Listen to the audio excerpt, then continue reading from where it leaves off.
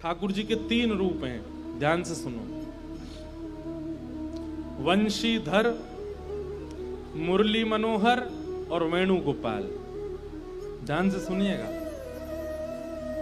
वंशीधर, मुरली मनोहर और वेणुगोपाल। एक ही वंशी, उसके 3 वंशी भी है, मुरली भी है और वेणु भी है। वंशी तो एक ही है, लेकिन उसके बजाने का तरीका और जिसके लिए वो बजाई जा रही है, उससे उसका नाम परिवर्तित हो जाता है।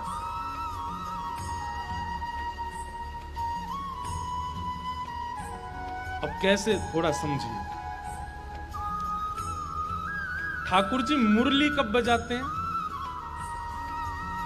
जब किसी को अपनी ओर आकृष्ट करना हो, किसी पर ठाकुर जी रीझ जाएं और वो संसार की माया में फंसा है, लेकिन ठाकुर जी का मन आ गया कि नहीं, इसको अपनी ओर खींचना है, उसके लिए ठाकुर जी मुरली बजाते हैं। जैसे रसखान के लिए बजाई थी, ऐसी मुरली बजाई कि वो रसखान जो संसार के विषय भोग में लोलुप्त था, दौड़ पड़ा वृंदावन के लिए। तो संसार के विषय भोगों में संलिप्त है, लेकिन अचानक ऐसा कुछ होता है कि वो वृंदावन को हो जाता है, ठाकुर जी का हो जाए। समझो उसने मुरली सुनी। वंशी ठाकुर जी अपनों के लिए बजाते हैं, जो ठाकुर जी के हैं।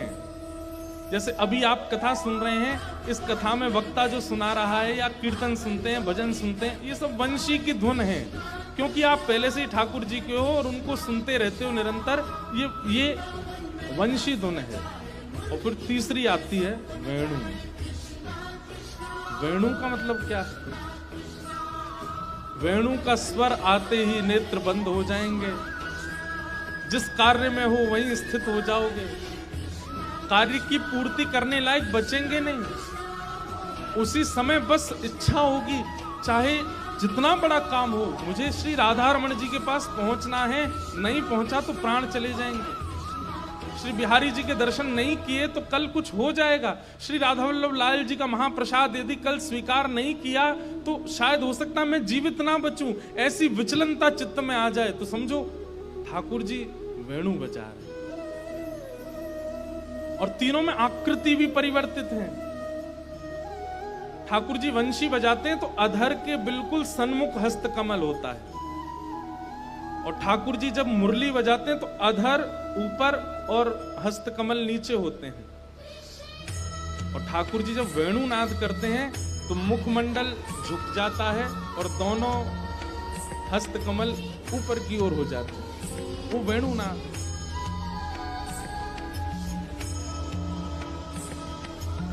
कभी कभी मंदिरों में जब दर्शन करते हैं तो ठाकुर जी की आकृति में ये अनुभव किया कीजिए कि ये वंशी बजा रहे हैं, कि मुरली बजा रहे हैं, कि वेणु बजा रहे हैं, और बहुत तनिक सा ही अनुभव होगा। इससे ऐसा नहीं कि पूरे हाथ ऐसे दिखेंगे ठाकुर जी के, बहुत तनिक सा, बस अधर ध्यान लगा करके अधर देखिएगा, फिर ठीक सामने देखना अधर से कितने ऊपर या कितने नीचे हाथ हैं। अगर ठाकुर जी के अधर से नीचे हाथ लग रहे हैं तो इसका मतलब समझ जाइएगा ठाकुर जी मुरली बजा रहे हैं। अधर के सन्मुख हैं तो वंशी बजा रहे हैं। मुरली बजाने का मतलब क्या है? अभी ठाकुर जी चाह रहे हैं तुम और समीप आओ। वंशी बजाने का मतलब क्या? ठाकुर जी कह रहे हैं तुम मेरे हो चुके हो। लेकिन जब ठाकुर जी ऊपर की ओर थोड़ा सा अधर लगे कि हस्त जो है वो अधर से ऊपर हैं, तो समझो वेणु बजा रहे। और वेणु बजा रहे मतलब ठाकुर जी कह रहे हैं तू रास का अधिकारी है, बस प्रतीक्षा कर, तेरे लिए वेणु बजे।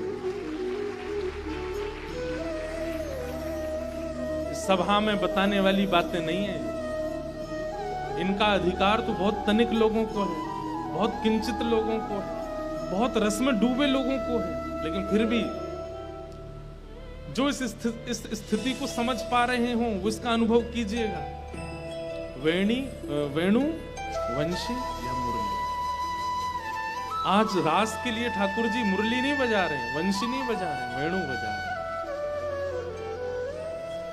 और वेणु जब ठाकुर जी बजाते हैं तो हस्तकमल ऊपर होता है, मदमस्त होकर के ठाकुर जी बजाते हैं। बहुत कम चित्र ऐसे मिलेंगे जहां ठाकुर जी के हस्तकमल ऊपर हो और मुख जो है वो किशोरी जी की तरफ झुका हो। वह वेणुगोपाल।